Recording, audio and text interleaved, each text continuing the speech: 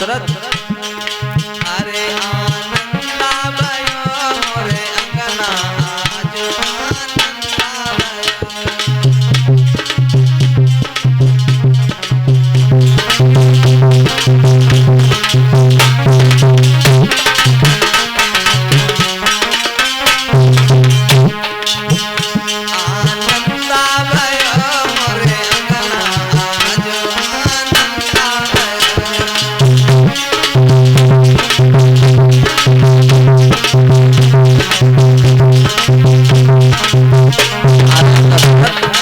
बहुत प्रसन्न है रानी कौशल्या बहुत खुश है आनंदा हो आनंदा भयो मोरे अंगना आज आनंदा भयो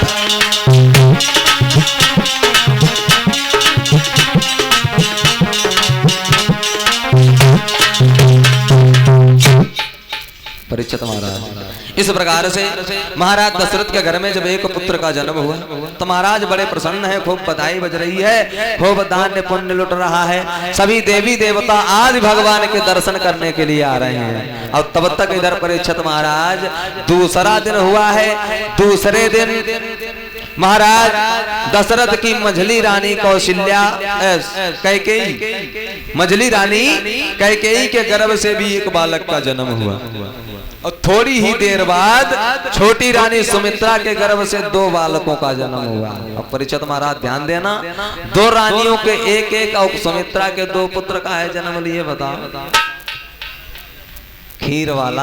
हाँ, इसीलिए आधा भाग कौशल्या ने दिया था अपने में से और आधा भाग अपने में से कैकेयी ने दिया था। 2 भाग हो गए थे सुमित्रा के पास, इसीलिए 2 पुत्र सुमित्रा के हुए। और जब खीर खाई थी तब सुमित्रा ने एक बात कही थी कि बहन तुम्हारे हिस्से से जो पुत्र होगा वो तुम्हारे पुत्र का सेवक होगा, और जो कैकेयी बहन के हिस्सा की खीर से पुत्र होगा वो कैकेयी के पुत्र का सेवक होगा।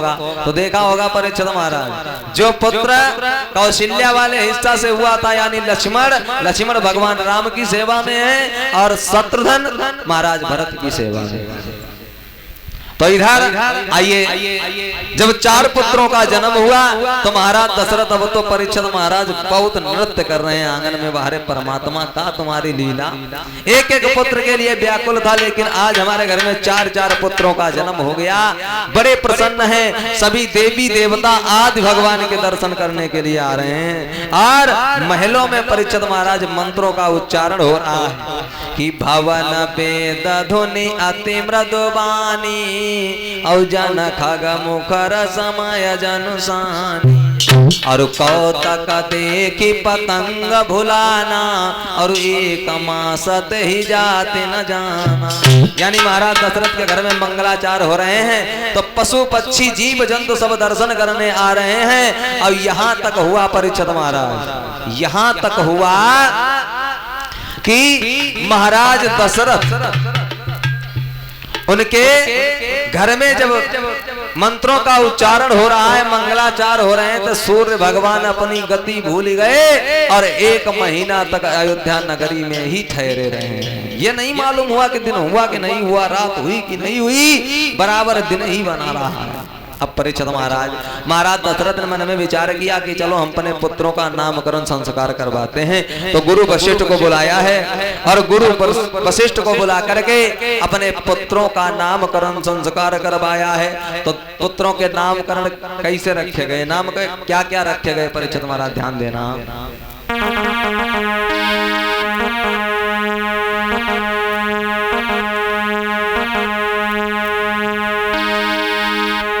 कि फिर भीतर लोक विश्राम धाम और जो निगमा गमने गाए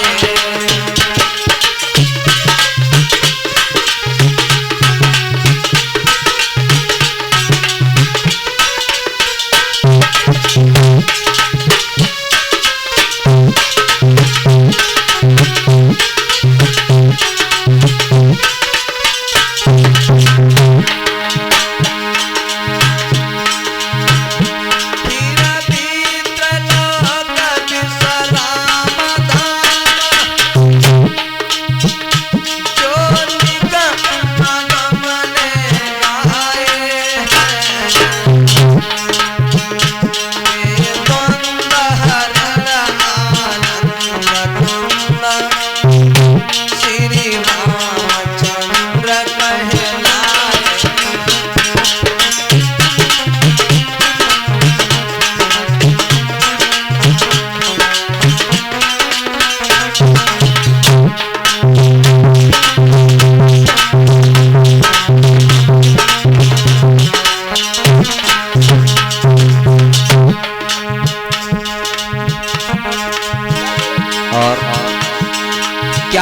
रखे गए। जो बड़े पुत्र कौशल्या के गर्भ से जिनका जन्म हुआ उनका नाम रखा गया है भगवान मर्यादा पुरुषोत्तम श्री राम। और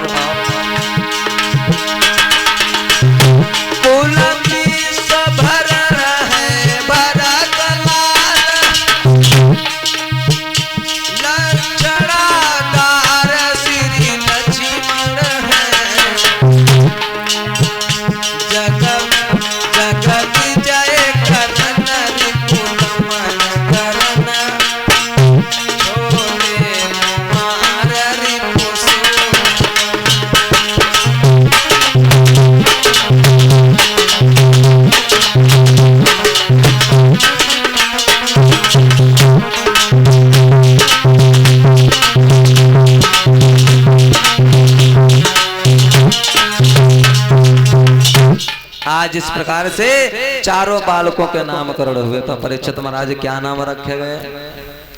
बड़े पुत्र जिनका कौशल्या के गर्भ से जन्म हुआ उनका क्या नाम रखा गया? जोर से बोलो माताओं बहनों। खाली हाथ उठाए से नहीं, आप नहीं, बताओ क्या नाम था? मालूम है किसी को? तो सबको मालूम है। बड़ी रानी कौशल्या के गर्भ से जिनका जन्म हुआ उनका नाम रखा गया मर्यादा पुरुषोत्तम भगवान राम।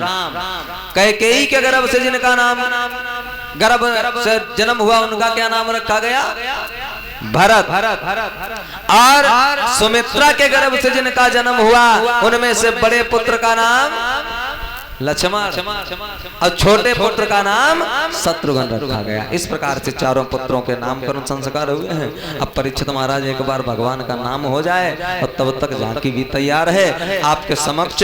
कालिका मैया की बड़ी सुंदर झांकी आने वाली।